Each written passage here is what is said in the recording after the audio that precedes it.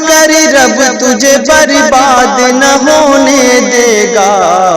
تیرا دشمن۔ السلام علیکم ورحمۃ اللہ وبرکاتہ۔ الحمدللہ رب العالمین والصلاة والسلام علی محمد وآلہ وصحبہ اجمعین، اما بعد۔ ناظرین کرام، آج مسابقے کی دوسری کڑی ہے۔ ہم آپ سبھی کا استقبال کرتے ہیں۔ درس کا موضوع ہے مدنی معاشرے پر ہجرت کے اثرات۔ ناظرین کرام، ہجرت یہ نہیں ہے صرف کہ کسی کے فتنے اور تمسخر سے بچنے کے لیے نقل مکانی کی جائے، بلکہ ہجرت کے مفہوم میں یہ بھی داخل ہے کہ کسی صالح اور اچھے معاشرے کی تشکیل کے لیے نقل مکانی کی جائے۔ یہی وجہ ہے کہ بہت سارے صحابہ جو کسی فتنے سے دوچار نہیں تھے، وہ بھی ان کے اوپر بھی فرض تھا کہ وہ مدینہ ہجرت کر کے اپنی سکونت اختیار کریں۔ حضرات گرامی، جزیرہ عربیہ میں رہنے والے سارے مسلمانوں کے اوپر ہجرت کو واجب قرار دے دیا گیا تھا، اور اس کا سلسلہ اس وقت تک جاری رہا جب تک سن 8 ہجری میں مکہ فتح نہیں ہو گیا۔ سن 8 ہجری میں جب مکہ فتح ہوتا ہے، اس وقت یہ قانون ختم کر دیا گیا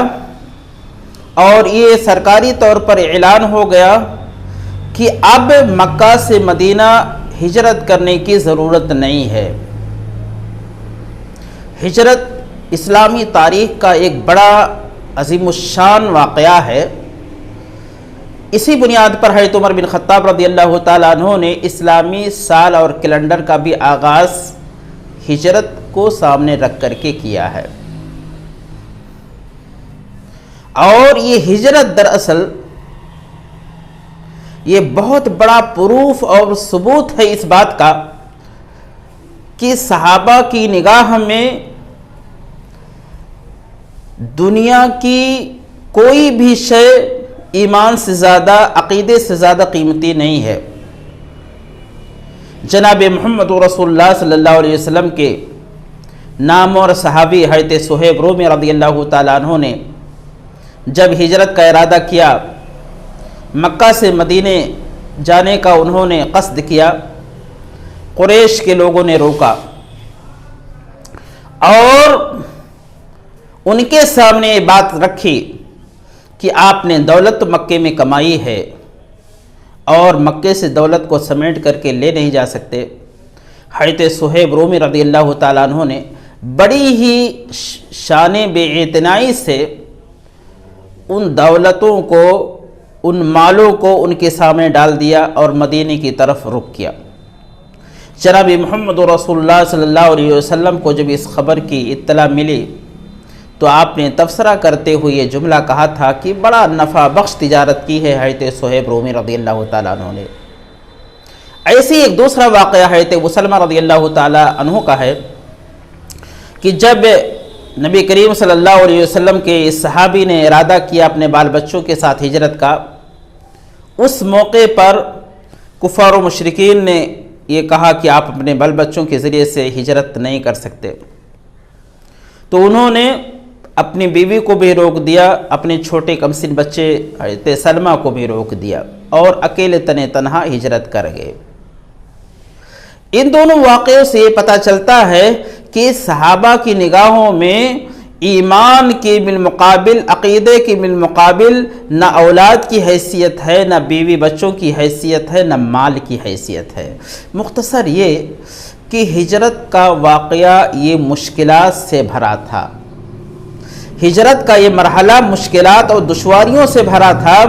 اور صحابہ کا ایک بہت کڑا امتحان تھا، جس امتحان میں صحابہ نے بڑی اچھی کامیابی حاصل کی ہے۔ اور جناب محمد رسول اللہ صلی اللہ علیہ وسلم نے کتنی اچھی تربیت اپنے صحابہ کی تھی، اور اسی تربیت کی بنیاد پر وہ اللہ کی خلافت کو، اللہ کے قانون کو، اللہ کے نظام کو دنیا میں قائم کرنے کے اہل بن سکے۔ ورنہ ایک چھوٹی سی ریاست مدینہ میں قائم ہوئی اور پوری کفر لابی اس کو مٹانے کے لیے، اس کو ختم کرنے کے در پہ تھے، لیکن نہیں مٹا سکی۔ یہ نبی کی تربیت یافتہ صحابہ کی جابازی کی بنیاد پر مدینہ جیسی معمولی اور چھوٹی نوزائیدہ مملکت کو بچانے میں یہ کامیاب ہو گئے۔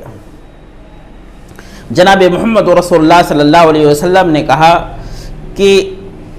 تمہاری ہجرت کی جگہ کو مجھے دکھا دیا گیا ہے، اور وہ نمکیات والی سرزمین، دو پہاڑوں کے درمیان کی وہ سرزمین اور کھجوروں والی وہ سرزمین ہے۔ جناب محمد رسول اللہ صلی اللہ علیہ وسلم نے ہجرت کی تاخیر کی اور اپنے خاص صحابی حضرت ابوبکر صدیق رضی اللہ تعالیٰ عنہ سے بھی کہا ابھی جلدی نہ کرو، اللہ کی اجازت ان قریب آنے والی ہے۔ حضرات گرامی، جناب محمد رسول اللہ صلی اللہ علیہ وسلم نے حضرت ابوبکر صدیق رضی اللہ تعالیٰ عنہ کو روک دیا۔ کچھ ہی دنوں کے اندر اللہ کی اجازت آتی ہے اور آپ نے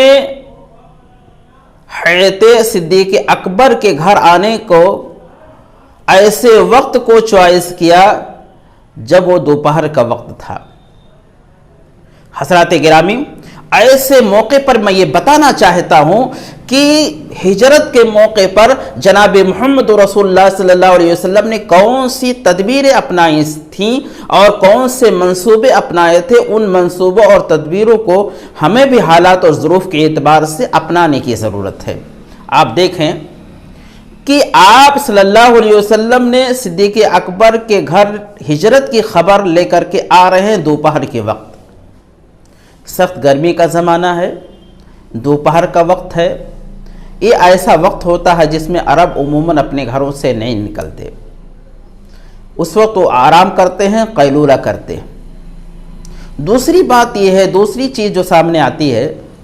کہ آپ نے ہجرت کی خبر سوائے صدیق اکبر، علی بن ابی طالب اور اپنے اہل خانہ کسی کو بھی نہیں دیا۔ تیسری تدبیر جو آپ نے اپنائی،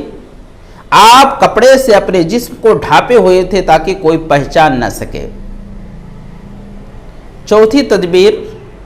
جو آپ نے ہجرت کے موقع پر اپنائی تھی وہ یہ کہ آپ صلی اللہ علیہ وسلم رات کی تنہائی میں صدیق اکبر کے گھر کے پچھلے دروازے سے نکلتے ہیں اور آپ مخالف سمت جاتے ہیں، اور جا کر کے آپ نے 3 دن تک غار ثور میں پناہ لی اور مکہ والوں کی خبریں آپ کو موصول ہوتی رہیں۔ 3 دن کیوں آپ نے منتخب کیا؟ 3 دن کے انتخاب کی بنیادی وجہ یہ تھی کہ پہلے دن کفار و مشرکین بہت زور و شور سے آپ کو تلاش کریں گے، دوسرے دن اس سے کم، تیسرے دن بالکل سرد ہو جائیں گے کہ ہم اس شخص کو نہیں پکڑ سکتے، اب ہماری گرفت سے وہ شخص باہر جا چکا ہے۔ اسی لیے 3 دن تک آپ ٹھہرے رہے، اور 3 دن مکمل ہونے کے بعد آپ نے غار ثور کو چھوڑ کر کے مدینے کی طرف رخ کر دیا۔ گویا کہ نبی کی اس ہجرت سے ہم کو یہ سبق ملتا ہے کہ اگر حالات اور ظروف خراب ہیں، مسلمانوں کے تئیں ناموافق ہیں، تو ہمارے بیچ میں بھی کچھ ایسے لوگ ہوں جو غیروں کی خبریں ہمارے سرکردہ لوگوں کے پاس پہنچانے کا کام کریں۔ یہ نہیں کہ ہم اپنے گھر کے اندر بند ہو جائیں،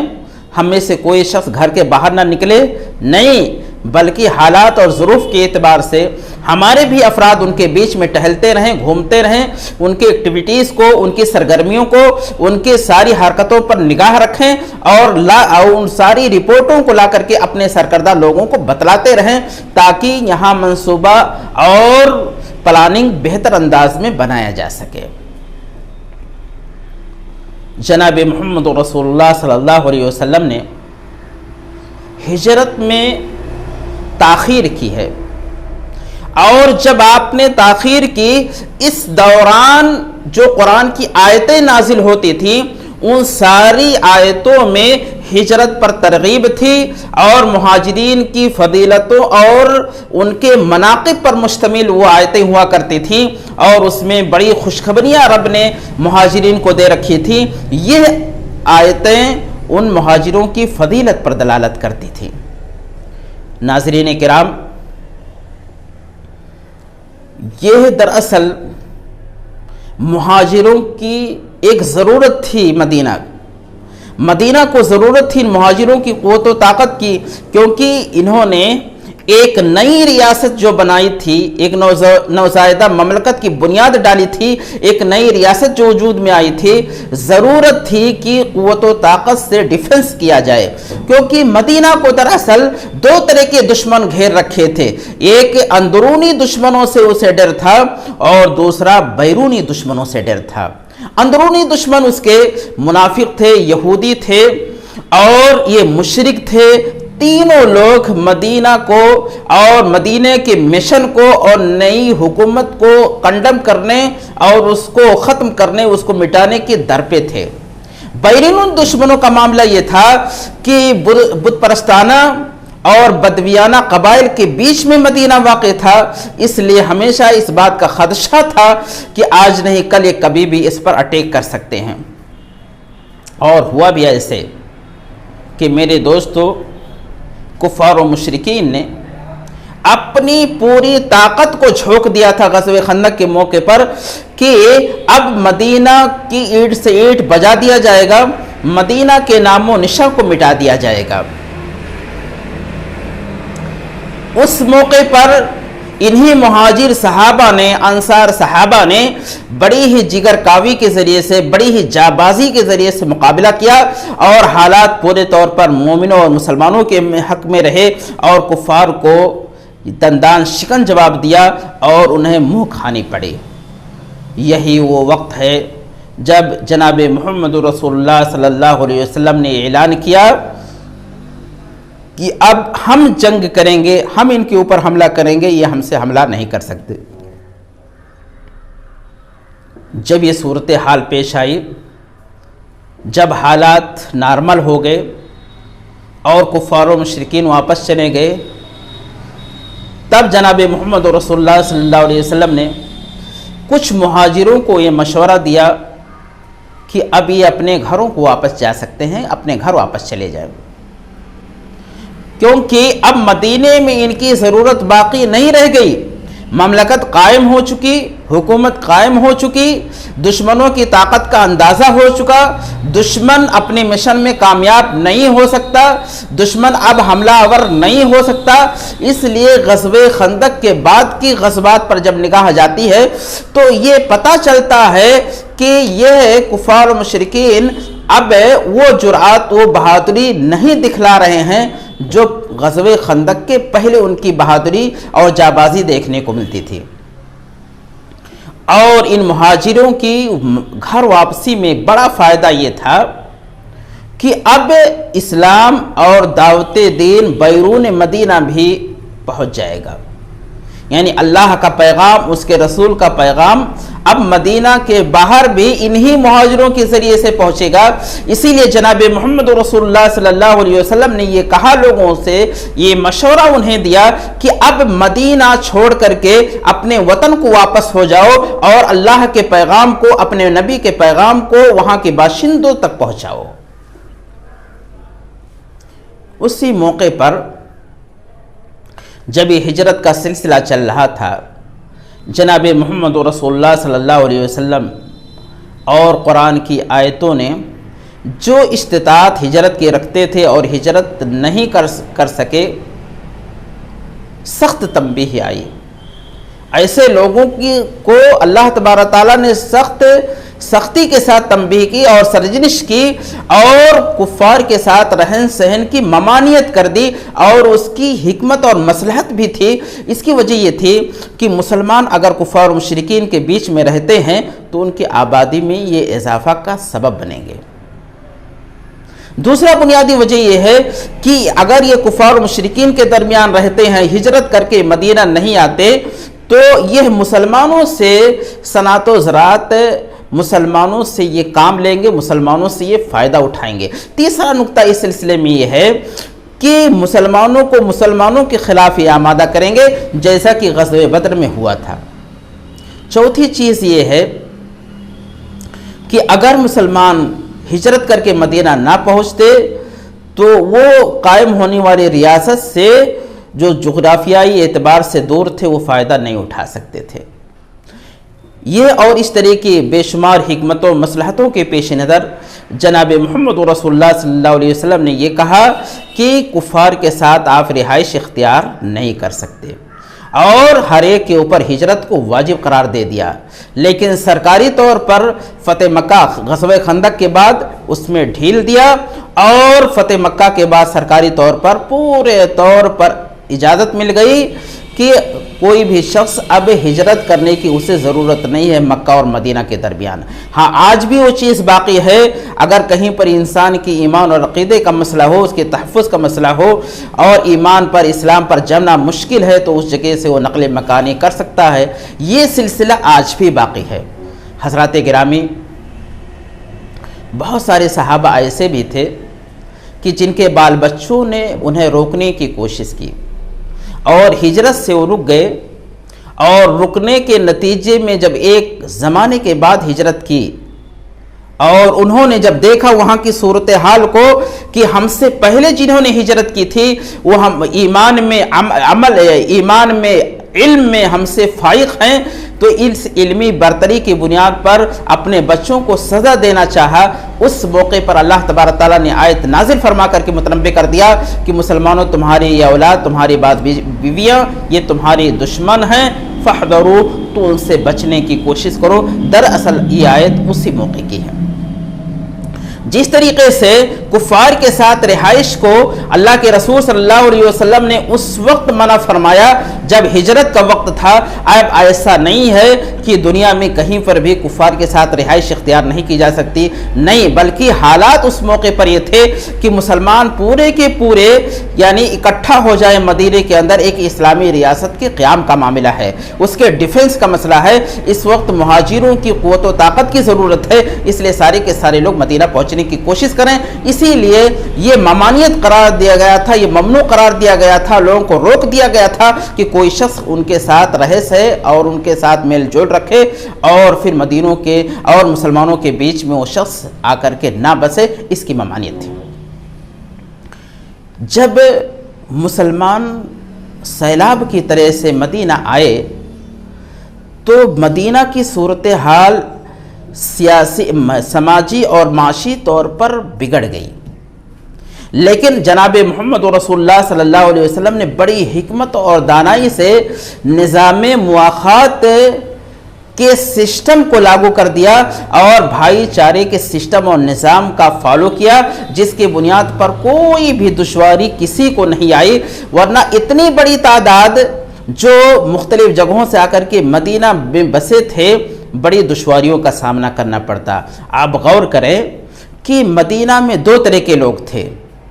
ہجرت کے بعد دو طرح کے لوگ ہو گئے۔ ایک وہ لوگ جن کے پاس مکانات، زمینیں تھیں، کھیتی باڑیاں تھیں، وہ لوگ اسی کے اندر اپنی زندگی، اپنا گزر بسر کرتے تھے، اور دوسرے لوگ ایسے تھے جن کے پاس زمینیں نہیں، کھیت نہیں، کھلیان نہیں، وہ لوگ لوٹ پٹ کر کے مدینہ پہنچے تھے، ان کے سامنے